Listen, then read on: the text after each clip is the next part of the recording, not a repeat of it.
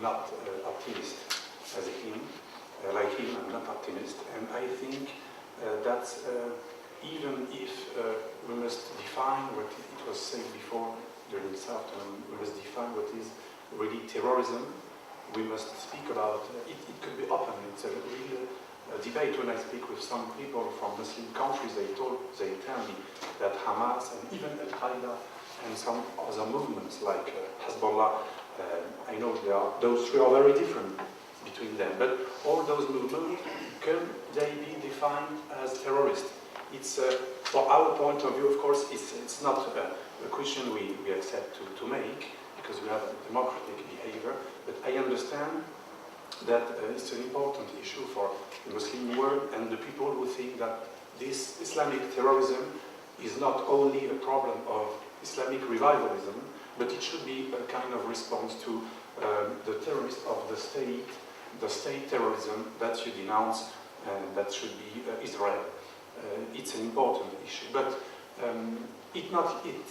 it's impossible to be sure that this is the point, because for a problem of dates, the Muslim Brotherhood, the organization of Muslim Brotherhood, was founded in a special context who had nothing to see with the creation of Israel and nothing to see with the reaction of Israel's state, because Israel's state didn't exist, and the main enemy that we can see mentioned in the chart of the Hamas, for instance, and in all the ideology of Muslim Brotherhood, all this kind of Muslims, their enemy, the enemy they mention before Israel, is the enemy of the international plot against Islam, and one of the main enemies they mention is Atatürk, someone interesting for you, because we are in an island concerned by Turkish history,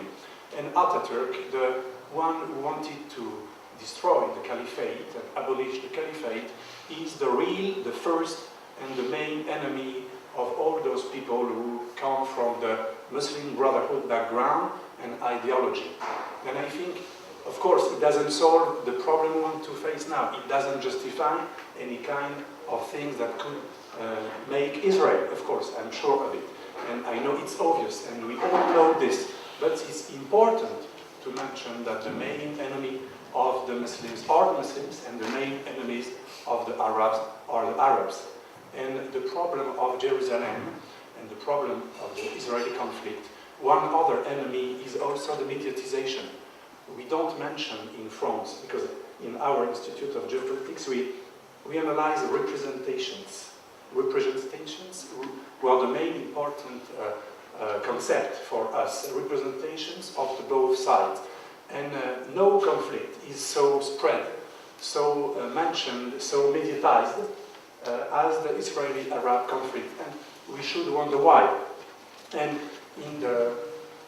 in this strategy of the Hamas, I come back to the Hamas, not only Hamas, Muslim Brotherhood, not only the Muslim Brotherhood, but Islamic revivalism.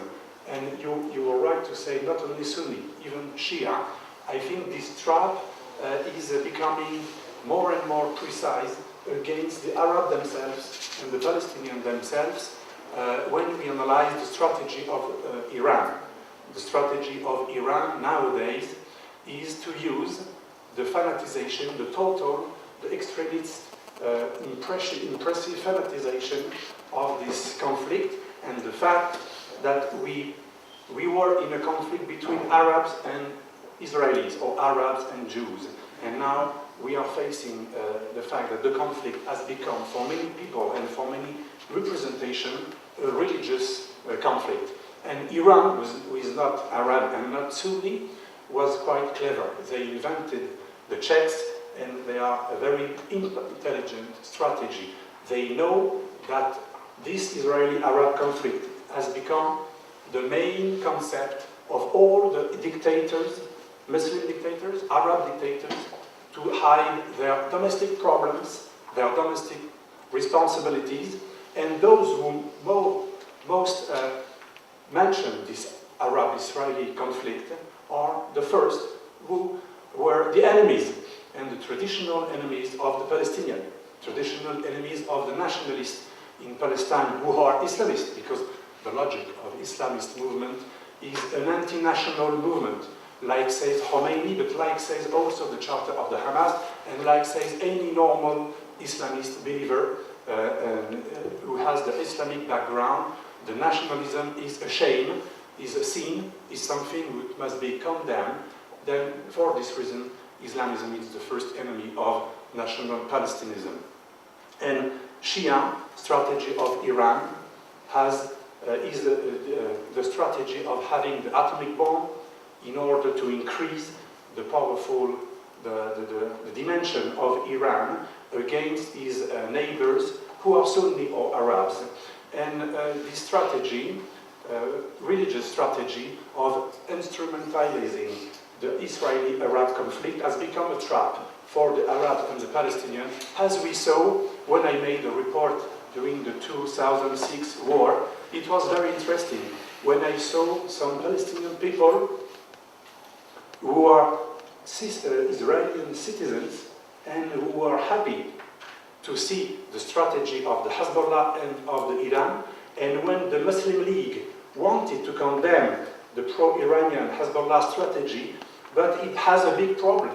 The street, what the so-called Arab street, I don't believe in, but the so-called Arab street didn't agree with the Arab strategy of the Muslim Arab states, the member of the Muslim League.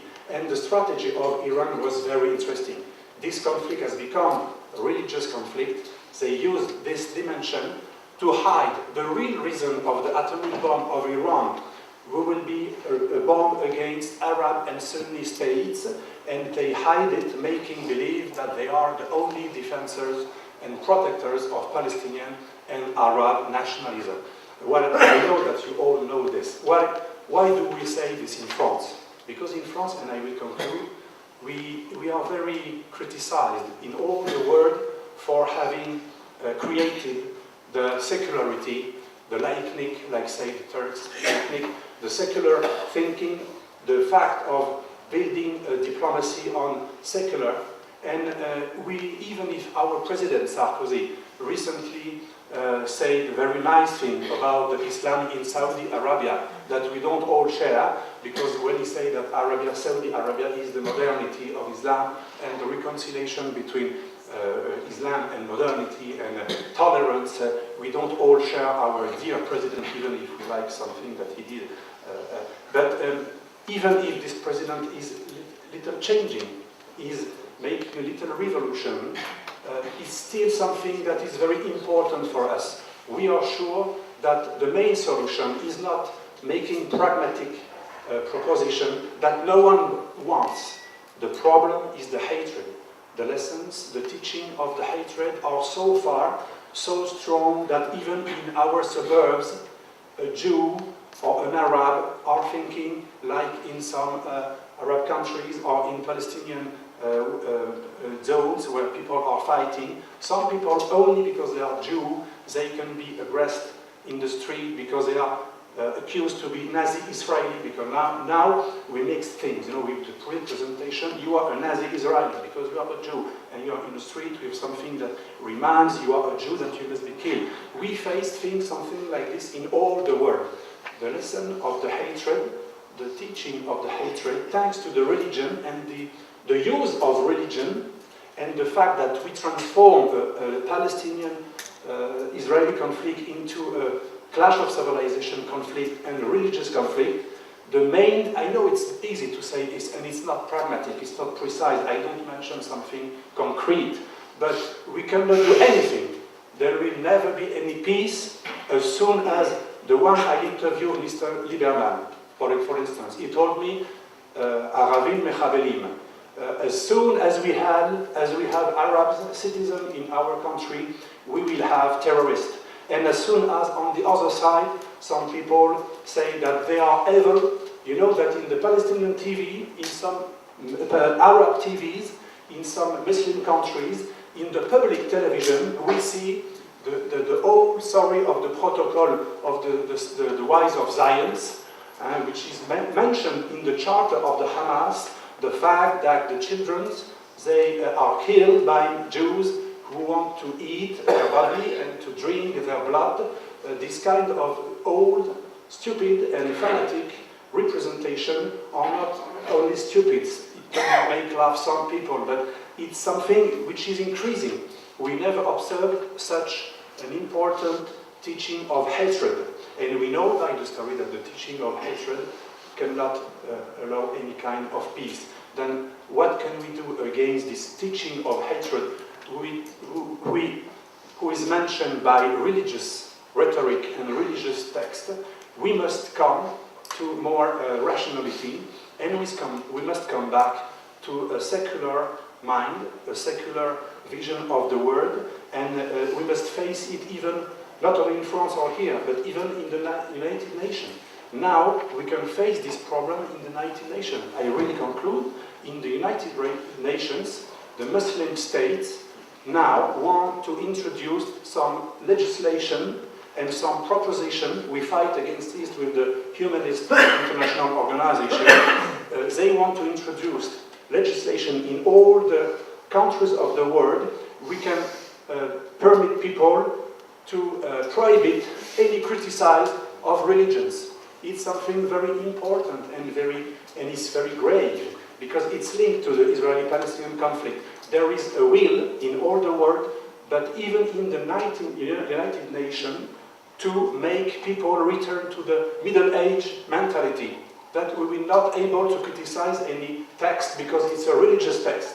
And it's the reason why people don't want to make peace in Israel, because for the Jews, Jerusalem is not only the third place for the religion, symbolic place, it's the only one. And since years and years people say we will return to Jerusalem. And now the mediatization, even the Western countries, even at the United Nations and all the TV of the world and the parties of the world, they spread this thinking that in Israel, Jews want to avoid Muslims to benefit to their Holy Land. I think the only solution is not concrete, but it's a long-run solution to come back to secularity. Thank you.